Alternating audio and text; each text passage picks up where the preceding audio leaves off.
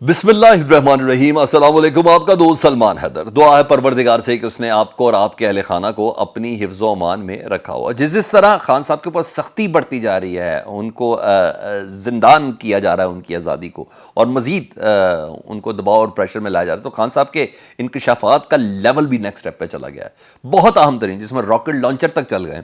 जी हाँ, उसके कुछ इंकशाफात खान साहब ने किए और बड़े डिटरमिन नजर आए मिलिट्री कोर्ट्स के हवाले से। जी, उन्होंने कहा बुलाओ, मैंने जाना चाहता हूँ मिलिट्री कोर्ट्स में, मैं जाना चाहता हूँ मिलिट्री कोर्ट्स में, और कोई वकील भी नहीं उधर होगा, मैं खुद होऊंगा मिलिट्री कोर्ट्स में। तो खान साहब इस नेक्स्ट लेवल पर कॉन्फ्रेंस के आज नज़र आए हैं। उसकी तफसीलात से मुतल्लिक कुछ चीज़ें मैंने आपको बतानी है। इसके अलावा फवाद चौधरी साहब की माफ़ी मुस्तरद हुई है।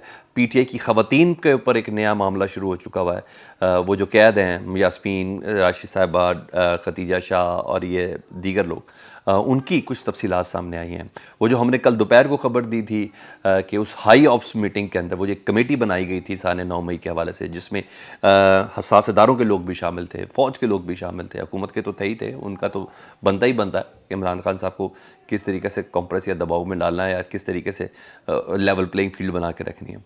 उसमें जो फैसले हुए थे, मैंने आपको बताया था कि बाकायदा तौर पर इमरान खान साहब के ट्रायल के लिए कुछ नामजदगियाँ जिन जिन इलाकों के अंदर हो गई, वो 6 मुकदमात कौन कौन से हैं, उसकी भी तफसीलात हैं। तो चीज़ें बहुत अहम होने जा रही हैं और इन्फॉर्मिंग होने जा रही है। तो आपसे रिक्वेस्ट ये होगी कि वीडियो मुकम्मल देखें। अगर आपको ऐसा लगे कि अफवाहबाजी नहीं है और चीज़ें अपने मंतक के हिसाब से, तो चैनल सब्सक्राइब कर लें, ताकि आने वाले वक्त में मेरा और ये आपका रब्ता बहाल है। तो सबसे पहले जी, हमारे कल दोपहर की खबर थी जी, इमरान खान साहब को ना हसास नसीबात पर जो मुल्क भर में जहाँ भी हमले हुए, जहाँ तोड़ फोड़ हुई और जहाँ टकराव हुआ, उनमें नामज़द करने का फ़ैसला कर लिया गया। और वो फ़ैसला बड़ा हतमी था जी। और आज सुबह के सूरज ने वो तफसीलात भी आपके सामने पेश कर दी। तो ख़बर हमारी ही ब्रेक थी और हमने सर शाम में जाके कहा कि फ़ैसले के इम्कानात हैं, तो हम कल दोपहर में बता चुके थे वो फ़ैसला हो चुका है और अब बाकायदा उनको नामज़द कर दिया गया। इंसदाद दहशतगर्दी एक्ट और दीगर संगीन दफ़ात के तहत 6 मुकदमात में इमरान खान साहब को नामज़द किया गया।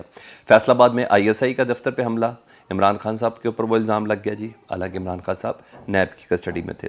दूसरा, रावलपिंडी GH के ऊपर हमले में इमरान खान साहब के ऊपर 2 मुकदमात कर दिए गए और गेट पे जो हमला हुआ था, हालांकि उस वक्त भी इमरान खान साहब नैब की हिरासत में थे। इसके अलावा थाना सिविल लाइंस लाहौर, इमरान खान साहब लाहौर में ही नहीं थे। समनाबाद थाना, दूसरा आरे बाज़ार न्यू टाउन थाना और मियाँ वाली शामिल हैं। ठीक है जी, इनमें शामिल कर लिया गया है। और सबसे अहम चीज़ बताऊं क्या है, ये तमाम की तमाम ना केसेस ATC के हैं, एंटी टेररिस्ट कोड के। तो 6 मुकदमात एक साथ इमरान खान साहब के ऊपर आ गए जी और बाकायदा इनको नामजद कर दिया गया। वो जो होता है ना, FIR बनी होती है तो उसमें एक जगह खाली जगह छोड़ देते, सर नाम फिट करना था, सिर्फ इजाज़त दरकार होती है, तो वो इजाज़त अब मिल गई, तो उधर जाके वो हो गया। अब ATC बाकायदा ये ट्रायल करेगी और फिर इमरान खान साहब की कस्टडी, जिससे पहले जो हमने अभी प्रैक्टिस देखी है, सॉरी मैं फोर्स ही नहीं कर रहा, जो चल रहा है वो बता रहा हूँ, जो अभी तक नेचुरल तरीके से जिस तरीके से काम चल रहा है वो ये चल रहा है कि ATC की अदालत से इमरान खान साहब को फ़ौजी अदालत यानी मिलिट्री कोर्स यानी फ़ौज इमरान खान साहब की कस्टडी मांगेगी, या मांगनी चाहिए उन्हें, वो चाहिए, मगर होगा क्या वो भी मैं आपको बताता हूँ आगे।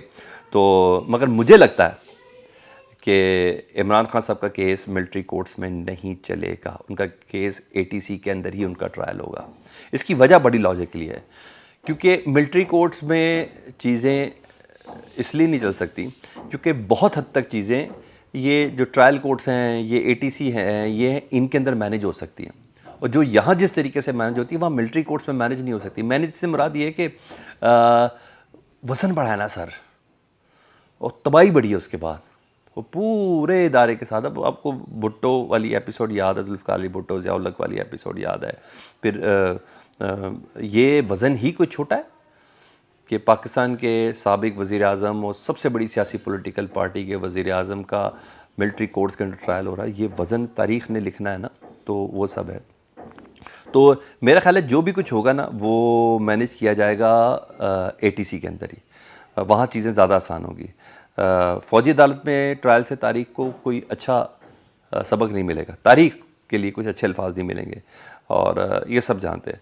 मगर मिलिट्री कोर्ट में थोड़ा मुश्किल होगा, मेरी अपनी ज़ाती राय ये है कि यहाँ ऐसा होगा। उधर इमरान खान साहब ने इंतहा कर दिया यार, वैसे कमाल है भाई, वैसे कमाल है। मैं चाहूँगा कि उम्र के इस हिस्से में मैं इतना हौसलामंद हूँ, कम अज़ कम मैं ये ज़रूर कहूँगा, इतना हौसलामंद हूँ। मैं कहीं लंदन, मैं कहीं सऊदी अरब ना गया हूँ, मेरी ख्वाहिश ये होगी मैं कहीं दुबई में ना गया हूँ ईंट से ईंट बजाने के बाद, तो मैं कहूँगा मैं हौसला ऐसा हो, मैं ये चीज़ आपके सामने मैं ऑन द रिकॉर्ड रख दूँ, इतना मजबूत इंसान को होना चाहिए कम से कम नहीं, ये तो बहुत ज़्यादा है। तो खान साहब ने कहा है कि मैं मिलिट्री कोर्ट्स पे पेश होने के लिए तैयार हूँ। सोशल मीडिया से उन्होंने खिताब किया आवाम से और उन्होंने कहा मिलिट्री कोर्ट्स पे पेश होने के लिए तैयार हूँ। मुकम्मल डिटरमिन दिखाई दिए खान साहब, और अपना उन्होंने कहा मैं दिफा खुद करूँगा, और बड़ी बात है उन्होंने कहा मैं कोई वकील नहीं करूँगा, मिलिट्री कोर्ट्स के अंदर मैं कोई वकील नहीं करूँगा, मैं खुद पेश होऊंगा और ट्रायल अपना पूरा फेस करूँगा। अल्लाह करे मुझे अपना दिफा का मौका मिले, मैं अपना दिफा खुद करूँगा।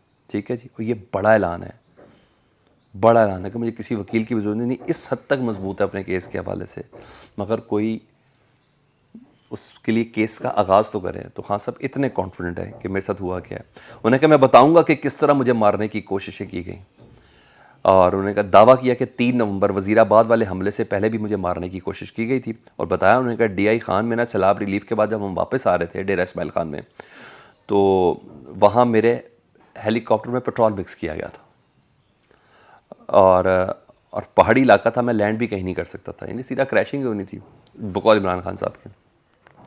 तो उन्होंने कहा पोठोहार में फिर बड़ी मुश्किल से जो जगह मिली वहाँ जाके उतार दिया, और ये मैंने आपको उस वक्त रिपोर्ट भी किया था। इमरान खान साहब के पायलट ने ये कहा था कि पेट्रोल मिक्स हुआ, और ये बाकायदा इमरान खान साहब की ने इस पर तहकीक भी करवाई थी कि वहाँ ये हुआ था। तो सब पायलट की भी तबीयत याद है, एक बार आपको ख़राब हुई थी जहाज़ उड़ाते हुए, हेलीकॉप्टर उड़ाते हुए। आपको ये भी बड़े से बता, कई बारी तकनीकी ख़राबी इमरान खान साहब के हेलीकॉप्टर में हुई है। इतनी ख़बरें हमने कभी शहबाज शरीफ साहब के लिए, नवाज़ शरीफ साहब के लिए, यूसुफ रज़ा गिलानी के लिए, इतनी बार हमने ये सब चीज़ें नहीं सुनी हैं। यार ये तो सच है यार, मान लो इतनी इतनी बातें कभी आप लोगों ने सुनी है? शायद खकान अब्बासी का हेलीकॉप्टर इस तरह हुआ हो या हुआ हो, इमरान खान ही क्यों? ये बताते खुद एक सवाल तो हो सकता है। तो बहरहाल खान साहब ने कहा कि DI खान में वापसी पे हमारा पेट्रोल मिक्स हो गया, और पोटोहार में जो जगह मिली वहाँ उतारा गया। फिर KPK में वज़ीर आला महमूद खान ने मुझे बताया कि जब मैं सवाबी में जलसे के लिए जा रहा था तो वहाँ हेलीकॉप्टर लैंड करना था, लेकिन वहाँ रॉकेट लॉन्चर लेकर एक आदमी खड़ा हुआ था। मैंने कहा उधर से हम वहाँ बच गए। इस हमले से मुतल्लिक़ बताया कि हमारे पास यहाँ भी एक प्लान था। 18 मार्च को उन्होंने जुडिशल कॉम्प्लेक्स के हवाले से बताया कि मुझे कत्ल करने की वहाँ कोशिश की गई थी, वहाँ लोग थे मौजूद, वकला को आने की इजाज़त नहीं थी। यहाँ भी उन्होंने ये खान साहब का इल्ज़ाम पहले भी था और इसको उन्होंने दोबारा रिपीट किया, और बहरहाल इमरान खान साहब ने अपना मुकदमा पेश कर दिया। जी ये है। उधर मैं थोड़ी देर फवाद चौधरी साहब को बता दूं, फवाद चौधरी साहब के नाकाबिल ज़मानत वारंट गिरफ्तारी जारी किए गए, इलेक्शन कमीशन ने जारी किए गए। इलेक्शन कमीशन की तौहीन का ही मामला है, तौहीन इलेक्शन कमीशन का मामला, जिसमें फवाद चौधरी साहब की पोजीशन थी कि फवाद चौधरी साहब को समन जारी करते, फवाद चौधरी साहब पेश नहीं हो रहे थे, फवाद चौधरी साहब ना अपने वकील को पेश कर रहे थे, फवाद चौधरी साहब ना ही इस्तिस्ना की दरख्वास्त दे रहे थे। तो ये तमाम चीज़ें थी, तो जिसकी बिना पर उनके नाकाबिल ज़मानत वारंट गिरफ्तारी जाएगी। मुझे नहीं पता गिरफ्तार होंगे या नहीं होंगे, लेकिन मुझे इतना कंफर्म पता है कि फवाद चौधरी साहब सर तोड़ की कोशिश कर रहे हैं ताकतवर हलकों से अपनी माफ़ी करवाने के लिए। वो माफ़ी उन्हें नहीं मिल रही। अगर उनको माफ़ी मिल चुकी होती तो ये नाकाबिल ज़मानत वारंट गिरफ्तारी भी जारी नहीं होते। तो लगे रहे फवाद साहब। फवाद साहब आप जैसे किरदार भी तारीख़ में हमेशा याद रखे जाएंगे। वो वाह वाह नहीं भूलेंगे हम तो भूलने नहीं देंगे जब तक ज़िंदा है। ठीक है जी। तो उधर PTI की ख़वातीन पर जेल में उनके हवाले से, जो जेल में है उनके हवाले से अहम ख़बर ये है कि तवक्को थी कि उनकी ज़मानत हो जाएगी, और मगर अभी तक ज़मानत नहीं हुई, और बल्कि ट्रायल भी शुरू नहीं हुआ। डॉक्टर यास्मीन राशिद, खतीजा शाह, सनम जावेद समेत दीगर तमाम ख़वातीन के जुडिशल रिमांड में 20 जुलाई तक की तोसी कर दी। हम लोग के जुडिशल रिमांड के बाद ज़मानत के लिए बंदा एलिजिबल हो जाता है, मगर वो आज पेश किया गया, डालने का नहीं, कोई ज़मानत नहीं, मज़ीद जुडिशल रिमांड। तो 15 दिन के लिए मज़ीद जुडिशल रिमांड उनको और कर दिया गया है, और मतलब ट्रायल भी शुरू नहीं हुआ, जुडिशल रिमांड में भी तोसीर हो रही है। मिलिट्री कोर्ट में मैंने आपको बताया कि कन्फर्म है कि इनके केसेस नहीं चल रहे जी, और वो भी इम्पैक्ट बड़ा सख्त पड़ना है ना कि औरतों के मिलिट्री कोर्ट्स में चल रहे हैं।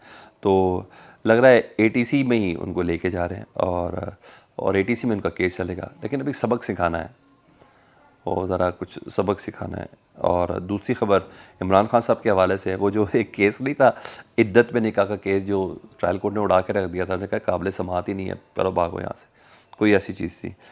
मगर इस्लामाबाद के एक शहरी ने वो अपना घर वर सारा उसने छोड़ा, उसको इमरान खान साहब की इद्दत में निकाह की बहुत ज़्यादा तकलीफ़ थी, तो उसने ना दरख्वास्त दे दी है प्राइवेट कि ये केस नाकाबिल समाअत क्यों करार दिया अदालत ने। तो उसमें क्या गया कि जी सेशन जज साहब ने ना 13 जुलाई को इमरान खान साहब को ना नोटिस जारी कर दिया है। मतलब केस दोबारा खुल रहा है। करना क्या है, इमरान खान साहब को मजीद बिजी रखना है इस केस में, इसके अलावा और क्या है। आपको क्या लगता है, आप लोग ये फीडबैक में बता देना। अपना बहुत ज़्यादा ख्याल रखें। अल्लाहुम्मा सल्ली अला मुहम्मद व आले मुहम्मद।